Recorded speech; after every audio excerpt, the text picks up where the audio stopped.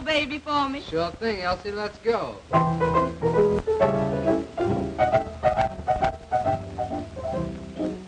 You must have been a beautiful baby. Why, you must have been a wonderful child. When you were only starting to go to kindergarten, I'll bet you drove the little boys wild. And when it came to winning blue ribbons, you must have showed the other kids how.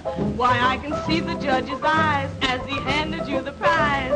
I bet you made the kiss bow, 'cause you must have been a beautiful baby. 'Cause baby, look at you now. Why, you must have been a beautiful baby. Why, you must have been a wonderful child.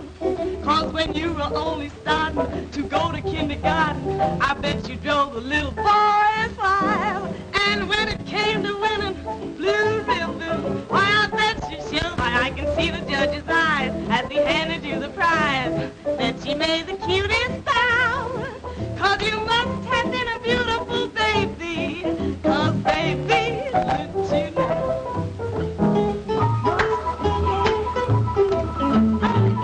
Sing it, boy, sing it.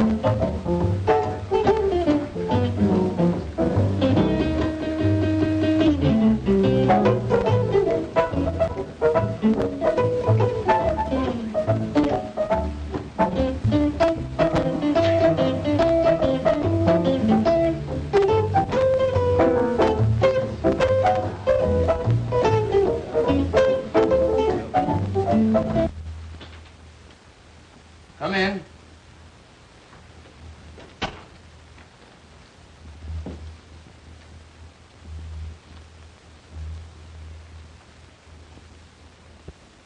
Hello, Elizabeth. What's on your mind? Heavens. What have you been doing? Hijacking somebody? May I sit down? By all means. There you are. No. Well, who from, how come, and what for? Tony Guido and Nick Cavelli. I smell trouble. Their gang just pulled a big job. The Peacock robbery. Smells like one of their jobs. They keep me on the anxious seat, all right. Well, what do they want?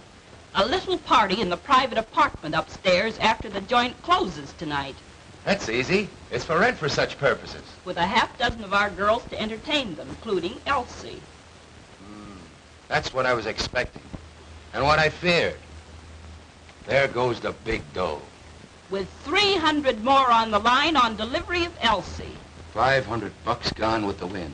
You know she won't go, so Because I want the place to make money.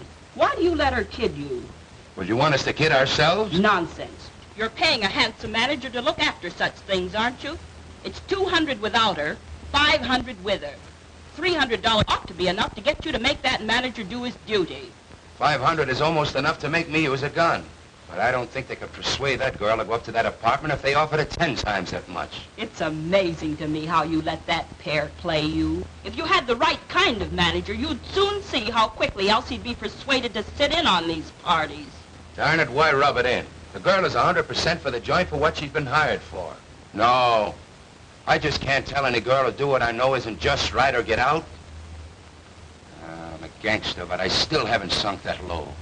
Rats. If you'll make my brother manager, I'll guarantee that Elsie Bellwood will be doing just what the joint wants her to do in 10 days or... Nothing doing, Elizabeth. I beat up men.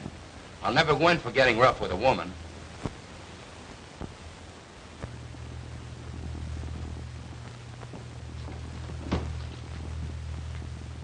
Oh, Mr. Farina. Yes? Step here a minute, please. Get a load of that specialty.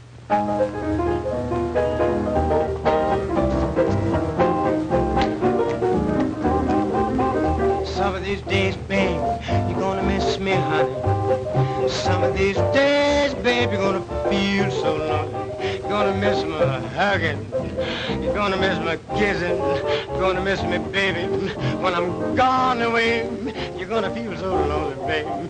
Just for me only. For you know, baby, you done had your day. And if you leave me, you know you're gonna grieve me. You're gonna miss your little brown skin chocolate drop mama some of these. You're gonna miss me. You're gonna miss me? You're gonna miss me. Ow. What is that? Watch it, boys. You're gonna miss your little brown skin chocolate drop mama some of these days.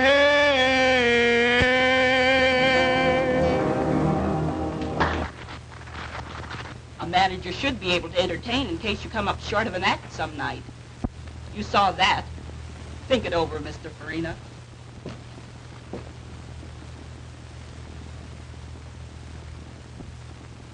As I started to say, Elsie's a good performer, and they like her. But she's too high-hat.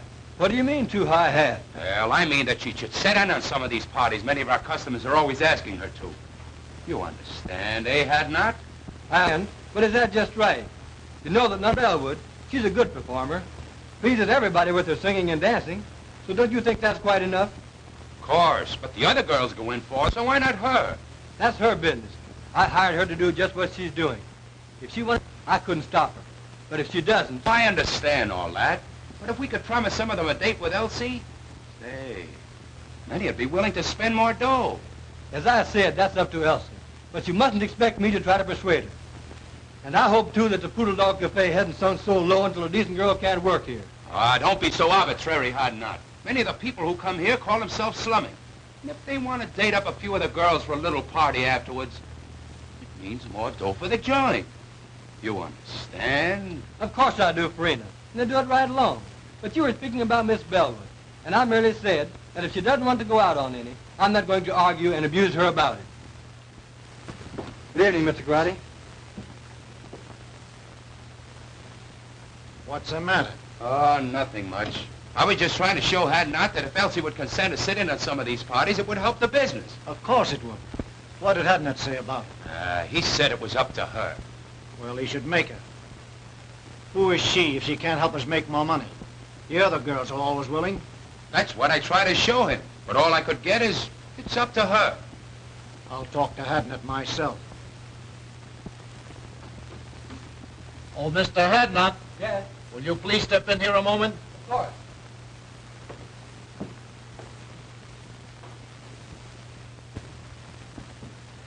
Have a seat. Cigarette? No, thanks. Mr. Hadnot, my cousin tells me you don't like the way we run our place. Hadnot don't think that we ought to try to persuade Elsie to go out on parties if she don't want it. I said that I wouldn't try to... Now, this Elsie girl, she's very attractive.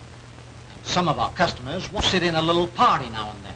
You understand, after the place closes. Now, we like to oblige our customers. So we think that you should... Listen, Mr. Grotty, your partner and I have just party. It's up to her. But I hired her to sing and dance here in the place, not to go out on private parties. Now, if you want to try to persuade her to, that's your business, but I won't. Oh, you won't, eh? Well, what do you think we got you hired for besides managing the place? We can do the managing. That is, you know the girls better than we do. You talk the same language. Now, we've been after this girl to help us out a long time. Now we say you get her to or... Quit. That's okay by me. Now, Hadnot, you don't have to do that. Let's talk it over. You see, I try to You get... both made your positions very clear. There's no alternative but to do what you want me to or resign. I'm resigning. You can get plenty of men in my race to do anything you ask them to. So why waste your time on me? As far as Miss Bellwood's concerned, she's a lady. I have too much respect for her, for myself, to try to persuade her to do what you know and I know is wrong. As to you two, if you had any respect for the unfortunate members of my race, especially the girls who are forced to work here, you wouldn't try to make them do ugly things. But since you haven't, I don't like your attitude. I'm quitting. Good day.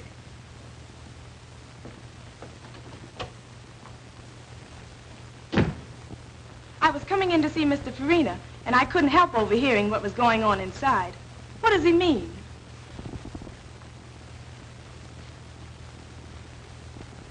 It means that I'm leaving, Miss Bellwood. You leaving? But why? If you overheard much of the conversation, you ought to know. It's because of you. I'm sorry. But you mustn't. You can't. I won't let you give up your job on account of me. Now, The only way I could get it back and keep it would be for you to do what they wanted me to make you do. And if you did, I would hate both you and myself. oh, you're so fine and noble, and jobs are scarce. I could never feel comfortable or happy knowing that you gave up yours because you wanted me to stay decent. Why, Oh, let's not take it so seriously. I don't belong in that place anyhow. neither do I. If you just must quit, then I will too. You'll do nothing of the kind. There's nothing wrong with your job, and you don't have to change your ways just because some drunken, depraved customer wants to go flying around with you. Meantime, the customers like you, and you're making more money now than it is possible for you to make anywhere else. Forget about me and the chief job I had. But don't you understand that I understand all about what you want to say, but the fact is, I've been appointed to a job on the detective force. I was going to quit the first of the month anyhow. The prosecuting attorney is anxious to break up the cabaret racket, and their efforts to force you to be bad, whether you want to or not, should be a part of it. Anyway, I've got a better job, so go in there and do your work, and keep on being nice. I like you that way.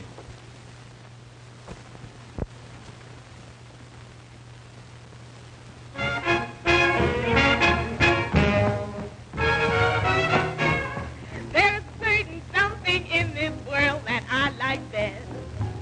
I depend on one thing for my total happiness. No, it isn't money. No, it isn't fame. You may think it's funny when I start to explain. Got no shoes on my feet, ain't got nothing to eat, but I've got a heart full of rhythm. Not a dime to my name, but I'm rich just the same, for I've got a heart full of rhythm. Now when the skies are gray and everything's wrong, I find my way by singing a song. Let the great think I'm small, I laugh at them all, 'cause I've got a heart full of rhythm. Got no shoes on my feet, ain't got nothing to eat, but I've got a heart that's full of rhythm. Not a dime to my name, but I'm rich just the same, for I've got a heart full of rhythm. Now when the skies are gray and everything's wrong, I find my way by singing a song. Let the great think I'm small, I laugh at them all, for I've got a heart full of rhythm.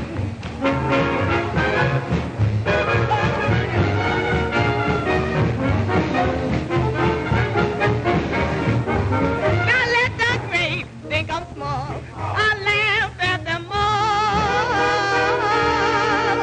but I've got a heart full of rhythm.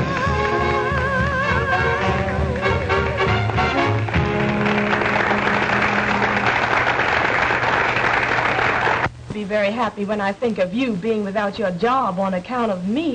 Tell you, Elsie, if I may call you that. You may, of course. Thanks. That makes it easier. Getting back to what we were talking about, I was trying to tell you that I didn't care. You see, I've been studying for detective work for 2 years. It comes under civil service. I took the examination. Thing is all right. I don't have to worry about a job for me any longer. With a better job, I can do more good. Naturally, I'm glad that I can now be more independent and stand up when the occasion rises for decent girls like you. I sure like you for that, and I shall always respect you. I hated to think that you had to suffer any inconvenience or embarrassment on my account. However, I like to think that the Negro race have such a terrible time. If we had a few more girls like you, maybe it wouldn't be as hard as it seems. By the way, did you happen to notice anyone hanging around to take my place? Yes, those Landry boys. Incidentally, distant relatives of mine. They're made to order for dirty work. They'd hardly stop at murder. So, I may have to quit after all. No, the customers like you too well. Just you stand pat, and they'll soon quit trying to persuade you. I hope you're right. It was bad enough for the help while you were there. But with those, outfit like my relatives in charge? Well, I shudder when I think what those poor girls will have to put up with now. Oh, you don't need to. I'm on the getting outside. I can be out in a jiffy and upstairs before you can get around on this side. I want to thank you for a fine evening.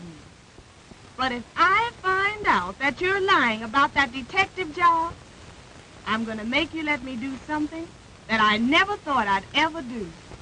Take care of a man.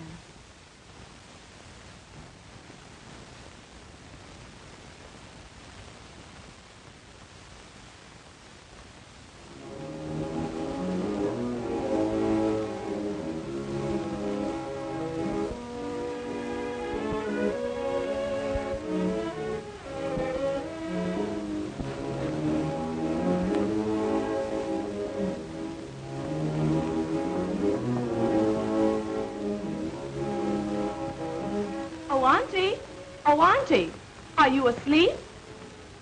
You're playing possum on me tonight, Auntie.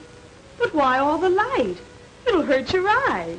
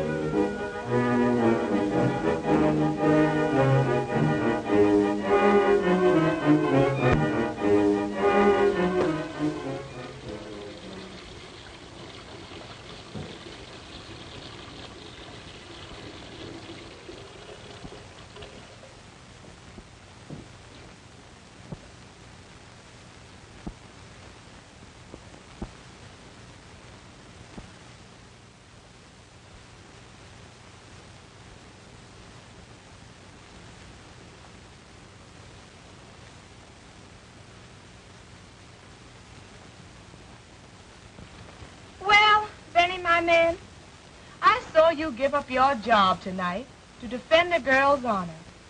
A girl almost a stranger to you. But she's a good girl, Benny. And you stood up for her and believed in her at the price of your job. That's what I call a man. You're all right, Mr. Hadnot. I'd like to see some other colored man give up his job on account of any girl. Why, he'd throw at anybody that would show him 50 cents. I'm sorry to say. And then take her back for him. Pretty rotten setup. But you're out of a job, Benny. You've got to live and get along until you find another one. Now, you may have this job that you mentioned, and you may have just said it to console me, but I'll find out. I've seen plenty of women taking care of men. Worthless, trifling, good-for-nothing men. And I've hated them for it. Isn't that funny? I want to take care of one now, too. You, Benny. But you're such a good man, Benny. But this is different. You've just got to be all right. I've just got to do this. I want to give you everything that I make and let you give me what you want me to have. Will you promise me you'll do this, dear? It'll make me so happy.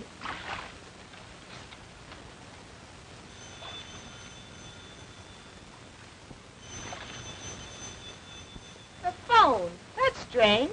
I wonder who could be calling at such an hour.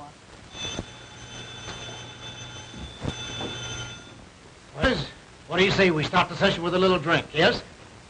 Okay by us, boss.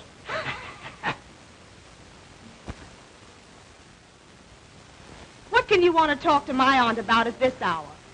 Please give me the message. She's a standard. But if you say that it's a matter of life and death, I guess I'll have to call her.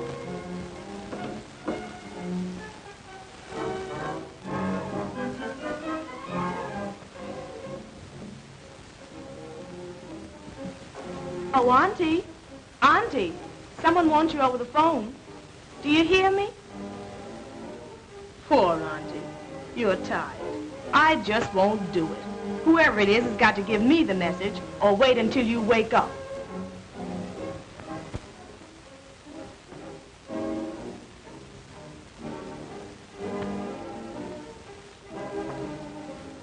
Hello? Hello?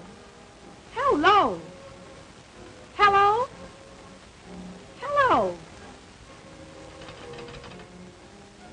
Hello? That's strange.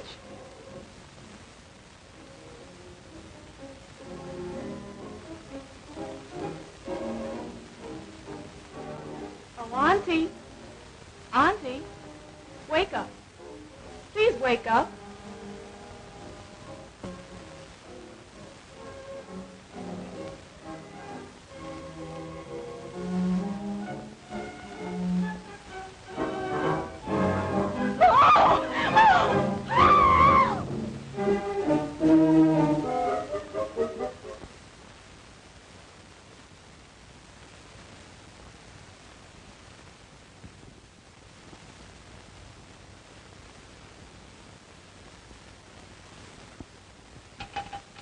Operator! Operator!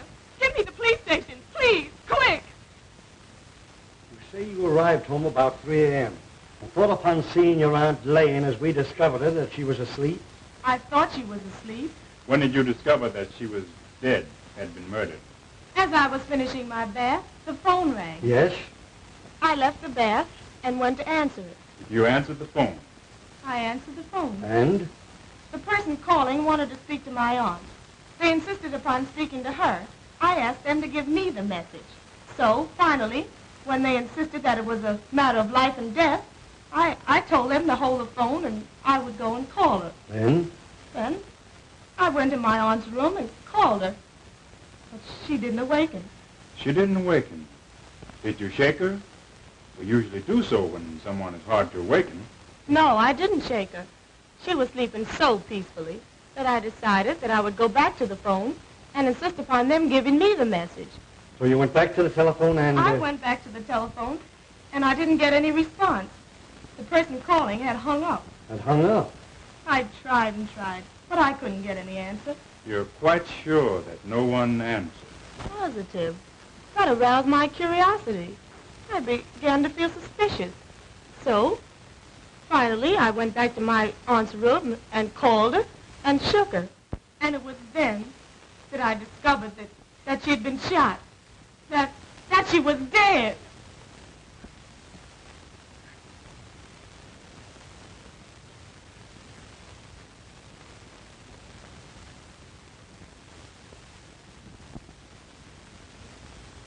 Well, what do you think of her story? Sounds truthful. It does, and it may be. But in cases like these, one can never tell. It always pays to reserve decision until you learn more. That's true. Who is the girl? Her name is Elsa Bellwood. Do you know her? In a general way. I've talked with her. She's considered a very good singer and dancer and works at the Poodle Cabaret. I see. Do you know anything about her reputation, her character? She's in the show business, you know. This case seems to offer something. It is unusual. For instance, someone calls over the telephone and insists upon talking to a woman you can see it who has been dead for hours. And times the call when he knew the girl would have returned from her work and at such a late hour. If the girl is innocent in this murder, then someone who called knew something about who did it, if they did not kill her themselves. Now, if the girl killed her aunt, she would have had to leave the cabaret. I guess, say, between 10:30 p.m. and midnight. Go home, shoot her aunt while she was asleep, go back to the cabaret, go on with her work, and then come back here in an hour and call the police station. It's too complicated for the arresting officers. There's only one thing to do. We'll have to take her downtown and hold her. I'm sorry. She seems like a very nice girl and truthful. But somebody killed that woman. Now, as the girl was the only one here, there's only one thing to do. Take her downtown and book her. Come on.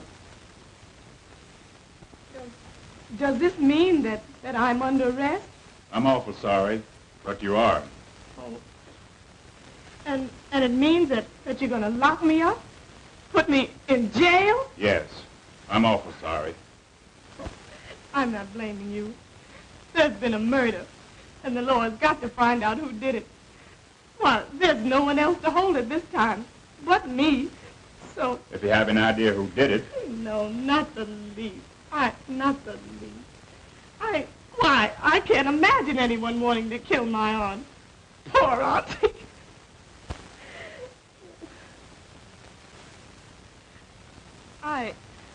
I was thinking of myself. I've never been arrested before. And now they're holding me for something that I don't know anything about.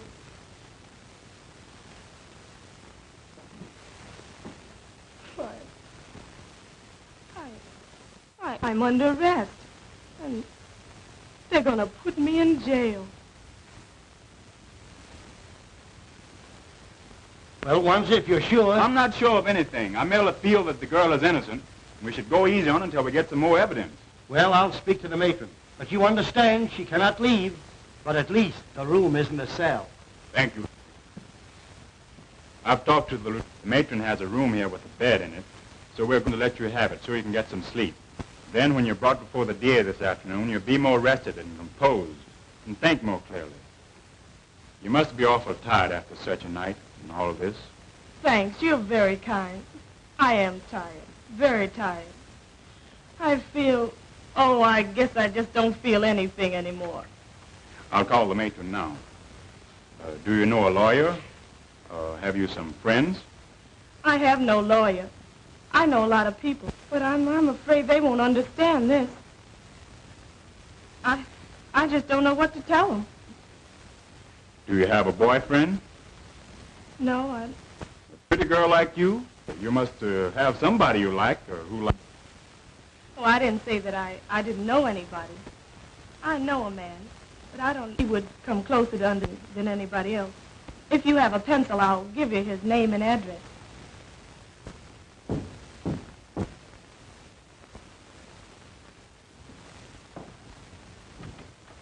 Hello, Wanzer. Hello, Edna. Come in.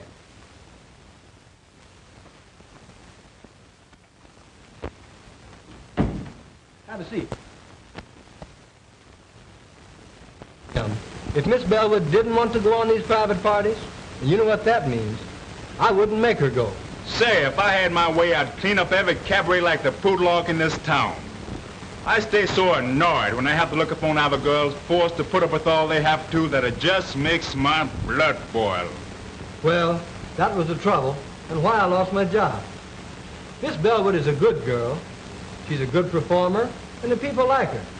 So I was thumbs down on making her do anything, other than the work she had been hired to do, for her to hold a job. So that's why I'm out of the Poodle Dog. That's too bad, Hadnot. But what about your appointment to the detective force? That's gone through, and I'm starting to work the first of the month. Good. I'll be glad to welcome you. Thanks. But getting back to the girl, can you imagine her committing a murder? We couldn't even force her to go on a private party. I'm positive that she doesn't know anything about it. But this is the law, so you see what we are up against. Sure, I understand. Well, get your things on and come on down to the station with me, and we'll see what we can do. Of course. I'll be ready in a few minutes. Come in.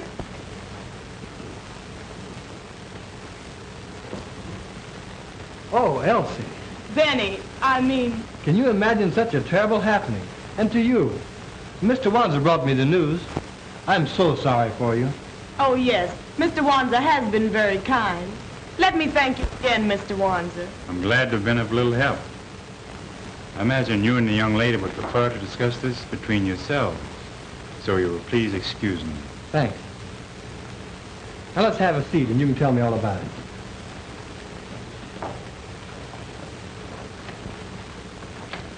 As I understand it, she had been dead several hours when you found her, after your arrival home. Oh, it was too terrible for words. Why, I walked about the house talking to her at intervals for about 15 minutes after and called, or maybe had called, to see if I had returned home. And when they found that I had and didn't know that she was dead, then that's the way it all ends.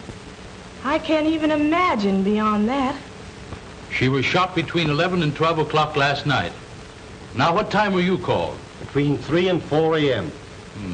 She must have been dead at least 3 hours before the girl, according to her story, discovered the body. Just about. You know, this case offers something. Here are two colored women living alone together, who one finds the other mysteriously murdered. Now what? I've detailed Wanzer to investigate it. That's sensible. Being a colored man, he might be able to find out things that one of our other officers could not. And I expect him to uncover something by this afternoon. Come in.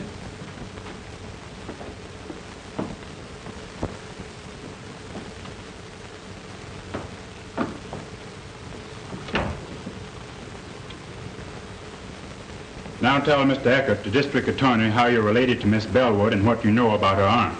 Well, I don't know that I ought to. Go ahead, sister. Tell them all about it. Well, all we know about the murder is what we read in the morning papers. Of course, we know, that is, we knew the victim, Josephine Hawkins. In fact, she was a cousin of ours. Oh, your cousin. So you were related. All right, go on. And this Miss Bellwood was her niece and lived with her. That we have already found out. Miss Bellwood told us that when we went to her house this morning. Of course, I merely mentioned the fact so that you'd understand. Now, what did this Mrs. Hawkins do? How did she live? You mean Miss Hawkins? She wasn't married, had never been married. Oh. No, she owned a beauty parlor that she ran downstairs in the same building. Have you any knowledge or idea how the expenses of the apartment were shared? No, I don't know. But I do remember once talking to her and of her saying that she had an awful lot of insurance for a woman, but that Elsie, her niece, had taken it out on her and was paying the premiums. So she was heavily insured, and her niece, whom we are holding here, paid the premiums, even had the insurance taken out. That's what she told me. Just when did she tell you that? Oh, 3 or 4 months ago, I'd say. That, of course, could be a motive for the murder. But we want to know more, Mrs. Green. The whole story. All you know. It's all right, Elizabeth. Go on. Tell them all you know. Well, Now, just a minute. Come here. You keep telling her to talk. How about you doing some talking yourself? What are you ordering her to tell? What do you know? Well, you see, I just got a job to manage the Poodle Dog Cafe last night. Oh, I see. You got a job to manage the Poodle Dog Cafe, and you got it last night. So what? Yes, he must tell all he knows. A murder has been committed, and the law must find the guilty persons. So tell all you know, if anything, about it. Well, we don't know anything much, mister. But you said the murder was committed between 11 and 12 o'clock last night. We were at the Poodle Dog Cafe from 9 o'clock last night, waiting to see Mr. Farini and Mr. Garotti about this job. At around 11 o'clock, I...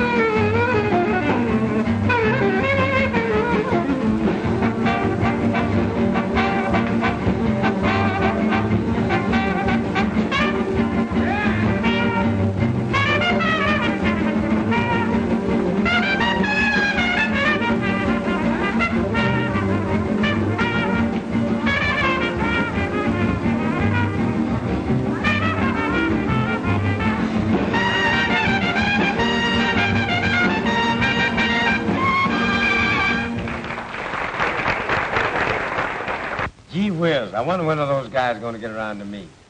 We've been waiting here for 2 hours. I'm getting tired. Well, go on outside and catch some air.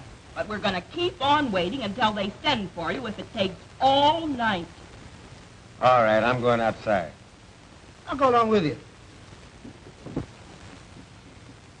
What time is it, anyhow? 8 minutes to 11.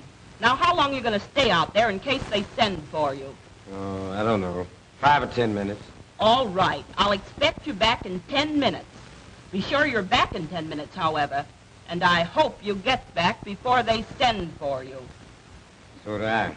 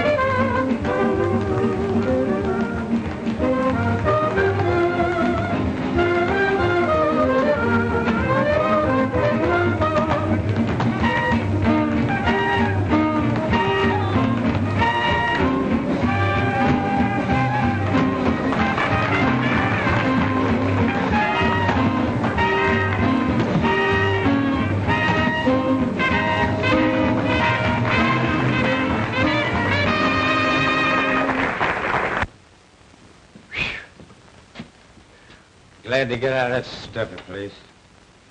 Cigarette? Yes.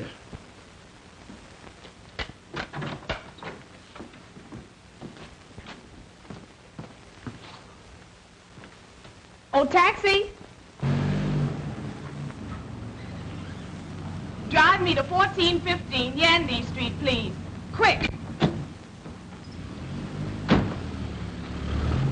I sent my brother back inside and asked him to call me if I was sent for. It was pleasant outside, and I hung around half an hour. It was perhaps 25 or 30 minutes later when...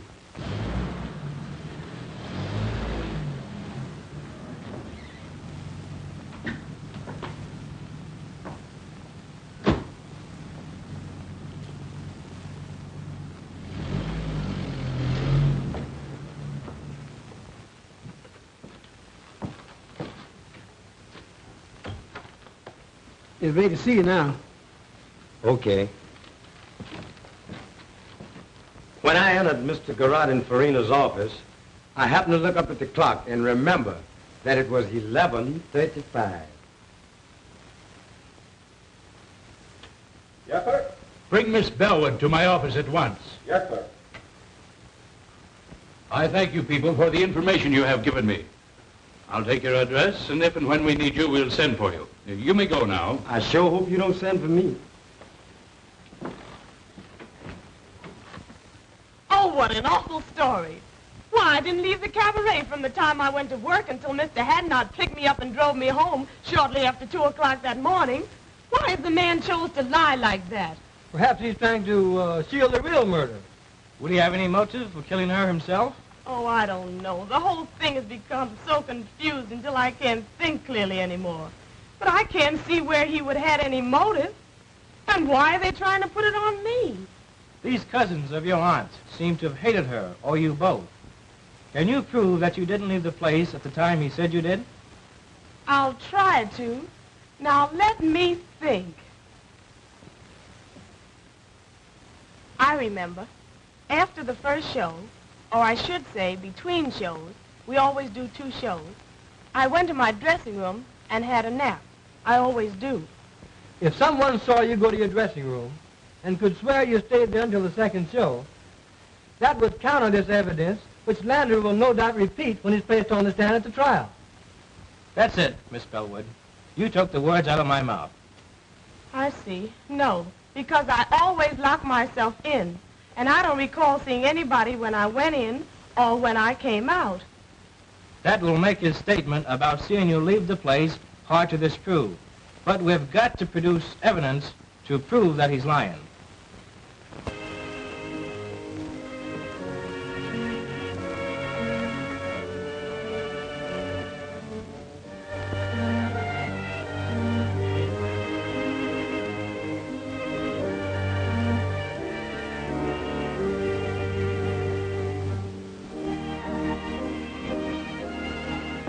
Darling. There's no use, Benny. Why give me false hope? Just leave me here to slowly succumb to this living death. I want to forget that I was ever born, and that I ever had any hope, and that I was ever a free person, once happy and hopeful. I can both understand and appreciate your hopelessness and despair, Elsie. But I want to tell you, dear, that I love you.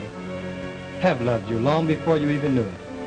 And that I've dedicated my life to righting this great wrong and setting you free. Since you didn't kill your auntie, somebody else did. So you see, I must ultimately succeed. And I will succeed. Oh, what you say sounds so beautiful, Benny. Well, I'm only a convict now. And I shall always be pointed out as a convict. You're a victim of circumstances, Elsie. You're not the first person to suffer this misfortune. When the guilty persons are brought to justice, you'll be a martyr. And no person can point a finger of guilt or scorn at you. I'm going to help you, dear. But you must help me to enable me to help you. Help you, Benny? How can I? Easily and simply. I believe Mrs. Green and her brothers either killed your aunt or hired somebody to do it. At least know who did. Either way, the truth is not before very long. Some Negro mixed up in this is going to talk. They always talk.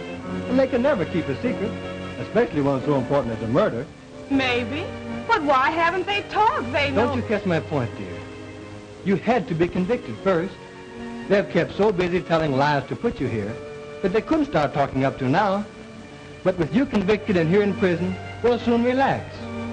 They'll think they've been smart in putting you here and don't know enough to realize that you can be gotten out. Their first move now will be to try to get the insurance money. I'll bet I'll be able to write you in less than a week that they've made application for it. I love you, dear. You're my great incentive. Kiss me.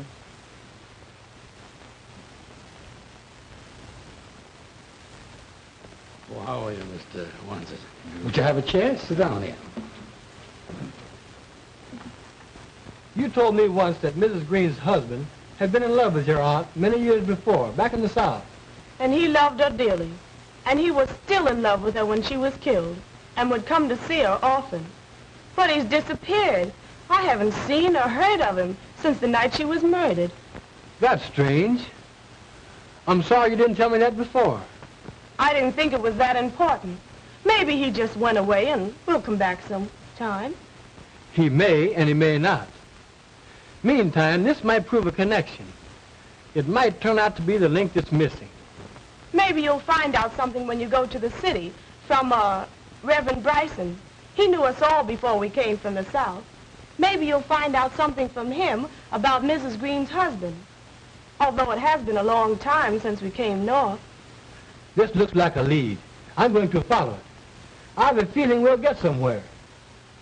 Now that this Elsa Bellwood has been convicted of murder and sent to prison for life, who will the company pay the money to? Oh, that will be decided by the court.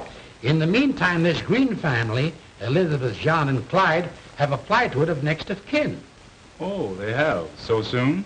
Yes, I have the application papers here. You won't be paying them the money?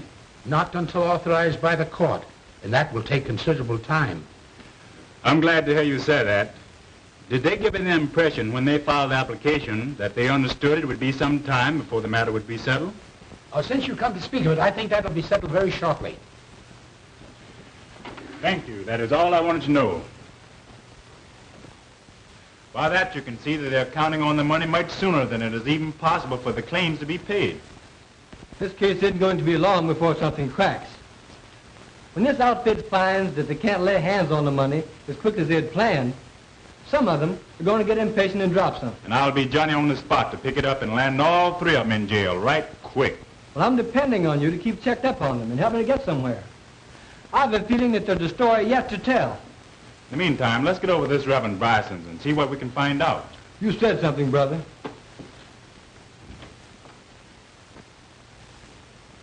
Be seated, gentlemen.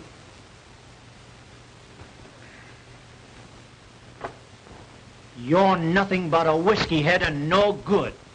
We have liquor here to sell to customers, not to be soaked up by the manager. You stay drunk. Nobody likes you. So you're through. Now get out.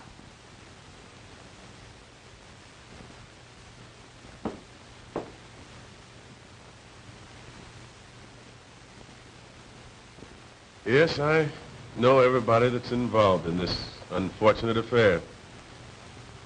I knew Josephine Hawkins when she was just a pretty young girl having beaus for the first time. I knew Elizabeth Landry when she pulled the trick on Ned Green that made them man and wife. She says that she's going to have a baby and that I'm his father. Are you? Maybe I am and maybe I ain't. You know I ain't the only one that's been running around with her. Well, that's the chance you take, young man. She has you charged with fatherhood. There's no alternative. What do you mean there's no alternative? Well, I mean that you must marry the girl. But I don't love her. Never did and never will. You know who my girl is. You know who I've been going around with. And I ain't afraid to tell you that I love Josephine Hawkins. She wouldn't come up with no tale like this. Why should she want me to marry her when she knows that I'm in love with her cousin? Well, that I don't know, young man. Now, you admit that you've been having clandestine affairs with that girl. She charges you with being the father of her unborn child. If you do not marry the girl, she'll have you arrested and put you in jail. You have a very good reputation, and you shouldn't permit either yourself or the girl to be scandalized. When you get ready for the ceremony, bring the girl here to me. Well, I married the couple, and 3 months later,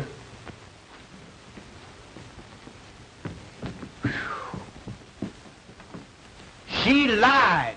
She's no more to become a mother than you are. She tricked me into marrying her, the dirtiest trick a woman could pull on a man. That's why I came to you to find out what could be done by it.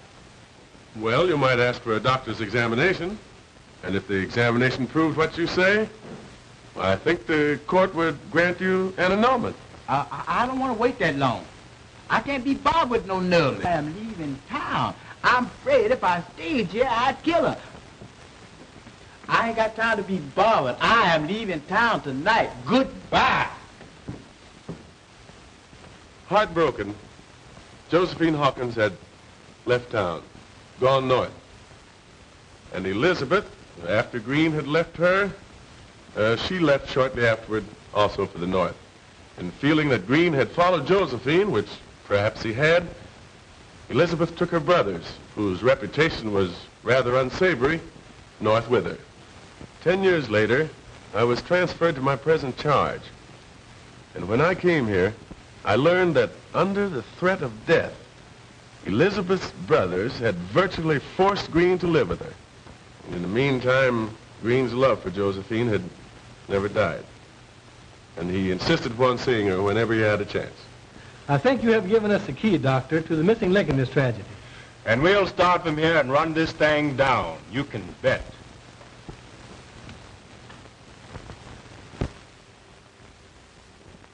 Here we are, broke, strapped. It may be months before we get this money, if at all, and you must keep pouring liquor down your dirty throat until the Italians get disgusted with you and kick you out. Oh, you make me sick. Well, what do you expect? You planned this whole thing. For 20 years, I've been a slave to your design. Ever since the time you tricked Ned Green into marrying you, everything has been subordinated to your convenience. The only way I've been able to keep up is to keep pouring a lot of rotten liquor in me. And I couldn't quit drinking. No, because I had that cheap job at the Poodle Dog Cafe. And just as soon as you get this money, I'll go out of your life forever. And you won't never need be bothered with me again. I'm sick and tired of the whole thing. And I'll be glad when it's through and all over with.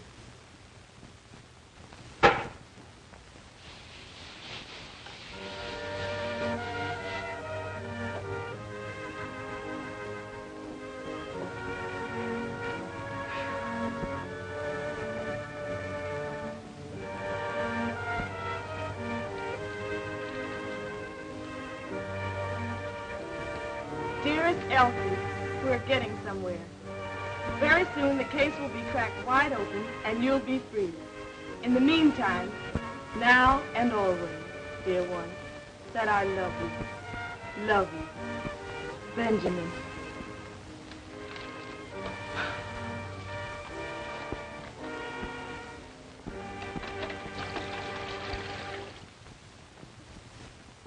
We'll wait right here till somebody comes out or goes in.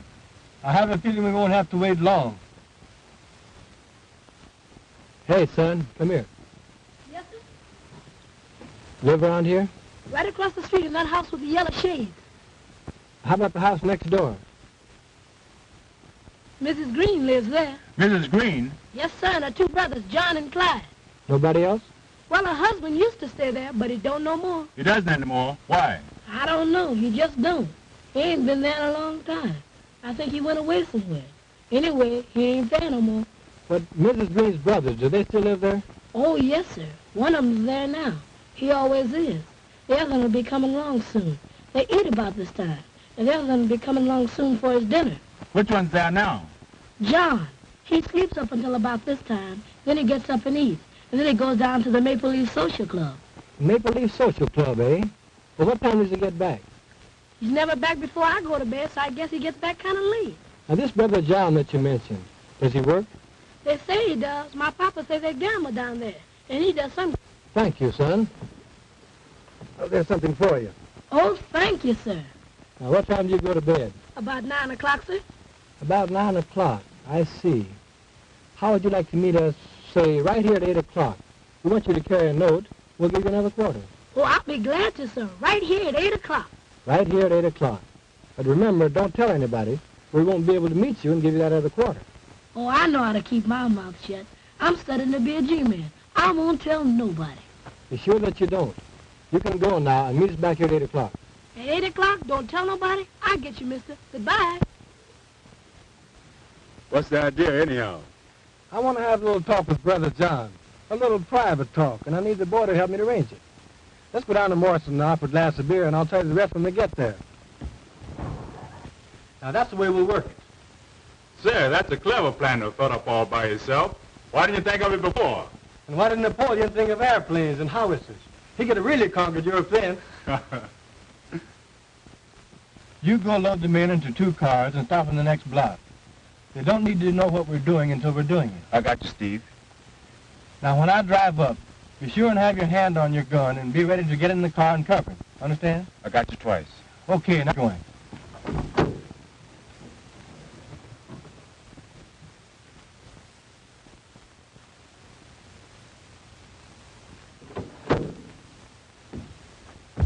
All right, mister. Here I am. So I see. Johnny on the spot. Always be on time and you'll get somewhere by the time you become a man. Yes, sir. Say, do you know where the Maple Leaf Club is? Sure. I want you to show me that. So you drive up to the next corner, and you turn right, and there you are. All right, here goes.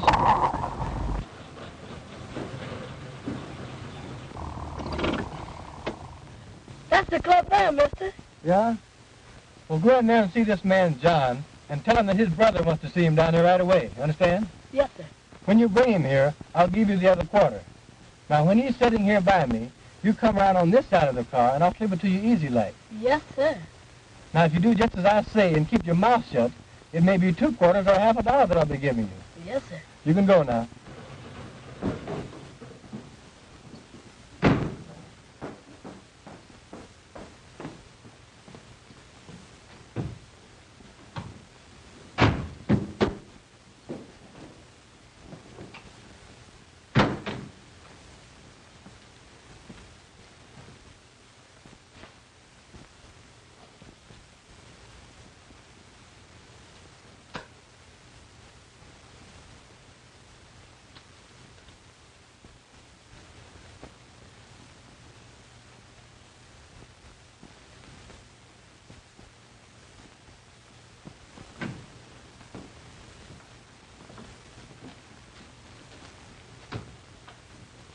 Hello, John. Well, hello, Edna. Ain't seen you in a long time. Been kind of busy since I left the poodle dog. Yeah. Say, where's my brother? You'll soon see, you contemptible liar. That was just an excuse to get you out here. I wanted to see you. What's the meaning of this? We was trying to hope All somebody... right, I got him covered. Say, what's the meaning of this, fellas? I ain't done nothing. What y'all gonna do with me? We're taking you for a little ride, and you won't be coming back. I ain't coming back. How come? Ever heard of Tolston Manor? You mean that handed house way out there on Tolston Point? Yeah. What's that got to do with me? We're taking you there. For a little seance with the ghost of the manor. Not if I knows anything about it. Oh, no, my good fellow. Not only are we taking you there, we are going to tie you up and leave you there to starve to death and die. You've been telling lies and have done an innocent person a great wrong. So we're going to take you up to meet the ghost of Tolston Manor and all his imp ghosts, after which you die. Oh, Lordy. Come on. Say, what's the meaning? Come on. That's all right. What y'all gonna do with me? I ain't done nothing. Get on it now. Come on.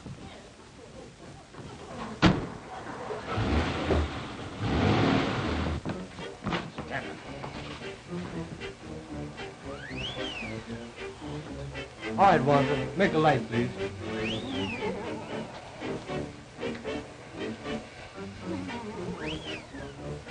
Ghosts working by remote control.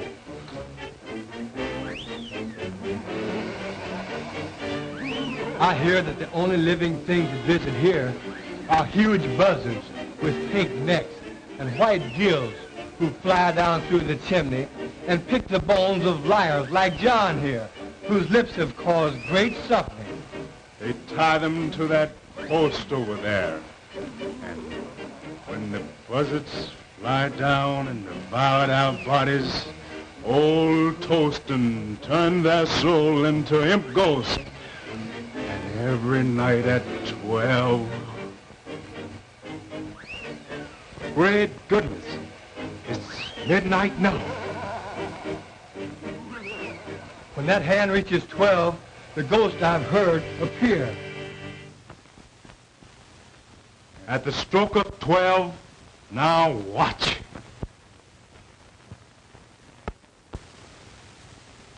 Well, that settles it. The party's over for a while, so we'll tie John up and leave him here and... Oh, please, man, please don't. Of course, if you care to do a little talking, tell us who killed Josephine Hawkins. We might decide to wait a while. If you promise them hands won't come back, I'll tell you anything, everything. Just don't leave me here. You're such a rotten, dirty liar until I hesitate to believe anything you say. You swore in court under oath, so how do you expect us to believe you out here? But I'll tell you why we brought you here, and why we're going to leave you here with these ghosts. You killed Josephine Hawkins. I killed who? Josephine Hawkins. And you lied about Miss Bellwood when you swore she left the cabaret and went home and shot her aunt. I didn't. What do you mean? I means I did lie about Miss Bellwood. So did my brother. But I didn't kill her aunt. Neither did my brother. I don't believe you. But we're going to tie you up and leave you here for the dirty lies you told on that poor innocent girl. We didn't kill her. I swears we didn't. But we did lie about seeing Miss Bellwood. And if you won't leave me here, I'll tell you all about it. Well, what do you think about it? Oh, I wouldn't believe this guy on a stack of Bibles. I don't see any use in wasting more time listening to this dirty liar. For if he'd lie enough to put an innocent girl into the penitentiary, we certainly can't afford to listen to him now. Please, man, won't you give me a chance? I didn't kill my cousin, but I did lie about it. I admit that, and if you promise you won't leave me here, I'll tell you all about how it was done. Shut up, you lying skunk. I don't heard you say. Wait a minute. After all, we can listen to his story, and if we still don't believe it, we can tie him up and leave him here. Oh, well, if you insist. All right, you rascal. But the moment I'm convinced that you're lying, we're going to tie you up and leave you here. I thank you, mister. I ain't gonna lie. You can keep me here until you prove everything I says. All right. We're going to listen to your story. But we warn you that the moment it begins to sound fishy, it ends. And right here you stay. I'm going to tell you the whole story. And ain't one word of it going to be a lie. All right. Start from the beginning. Way back in the South, before any of you came north. Yes, sir. I sure will. Well, it started like this. My sister Elizabeth took Ned Green into marrying her. He was going with my cousin Josephine and was planning to marry her. But when Green learned the truth, he hauled off and left her and came north. Josie found out somehow Green was mad, so she hauled off and left too. My sister then followed Ned up north and brought me and my brother along with her. And lo and behold, she found Ned up here chasing around after Josie. That made her mad. So she had us go get him and scare him into living with her again. He tried to, poor fella, but he just couldn't get along somehow. You see, Ned was still in love with Josie and was always slipping out and seen her. Then, just before the murder... You've made a slave out of me all of my life. Why don't you let me be and give me a divorce so I can go and marry Josie? You know I love Josie and have loved her always. We would have been happy if it hadn't been for your lying lips. I'll not let you alone. And I dare you to try to get a divorce. If you even as much as start to try, I'll have my brothers break your ugly neck. Same thing, year after year, the same thing. Well, you ain't never made me love you, and I ain't gonna try no longer. I'm leaving you for good, and I'm going to Josie. And if she won't run away and live with me, I'll steal into the house some night and kill her, shoot her in the head, then kill myself. That's what I'm going to do.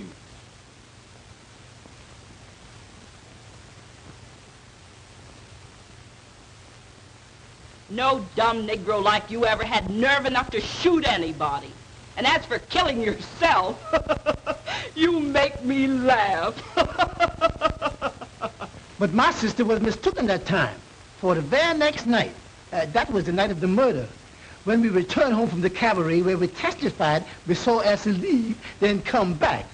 We found a note.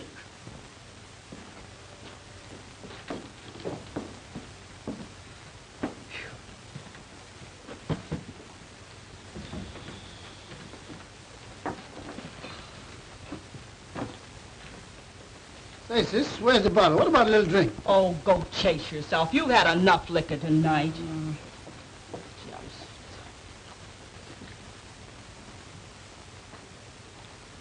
Say, what's this? There's a letter.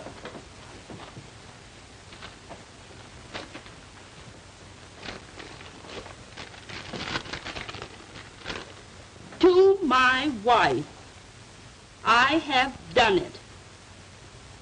There is nothing to live for, so tonight I went to Josie's house and shot her through the head while she slept and turned on the light so her soul could find the way to heaven.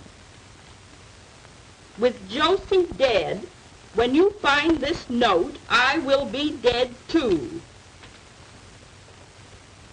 I am going to tie a rock around my neck and jump off Tyndall's Bridge.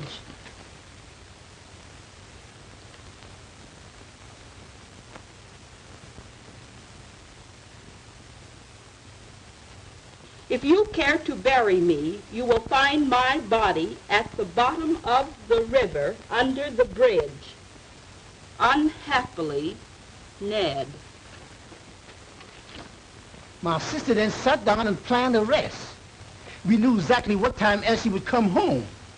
So she called up Cousin Josephine's house every 10 minutes, starting at 2 a.m. She finally got Elsie. She could tell then that the girl didn't know her aunt was dead when she said, I'll go and call her. And when she did, Lizzie hung up on her. She knew then that Elsie would find out that her aunt was dead, had been killed. Lizzie stayed up all night long, making up that lie about Miss Elsie leaving the cabaret and coming back, so as to make it look like Elsie did it. Then she rehearsed me and Clyde on how to tell it. We were scared they would mix us up. All the time we was at the district attorney's office, Lizzie kept on pinching me and Clyde to make us tell it like she rehearsed it. You see, she was after that insurance money, and she figured that if she could get Elsie convicted, why, she'd get it. Well, what do you think of it? Well, I guess we'll put him under arrest while we check on his story. And if we find Green's body... That'll reopen the case and set Miss Bellwood free. All right, fella. We're calling the party off, taking you back to town and locking you up until we can see if your story is true. Let's get going.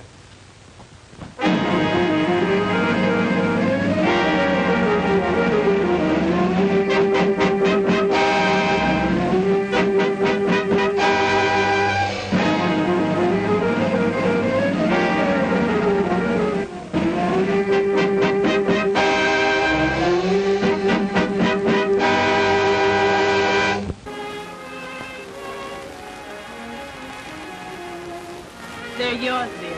I'm giving them to you. Giving them to me? Now, what do you mean? Just what I say. They're yours, then, my darling husband. But Well, I'll explain. To begin with, I wouldn't have had them at all if you hadn't dedicated your life to the solution of the crime, which set me free.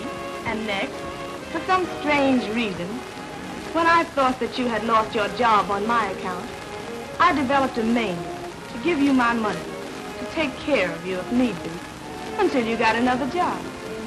Then suddenly, all I had been through began to happen. You saved me, you loved me, and you married me. And I love you. Now, after all this, if you want to make me happy, please take these checks, $15,000 worth, and do whatever you want to do with it. Will you promise me, dear? such a peculiar request, such a strange desire. But since you insist on making me a sort of guardian, I'll take the checks and establish a trust fund for our children, dear. Will that be all right?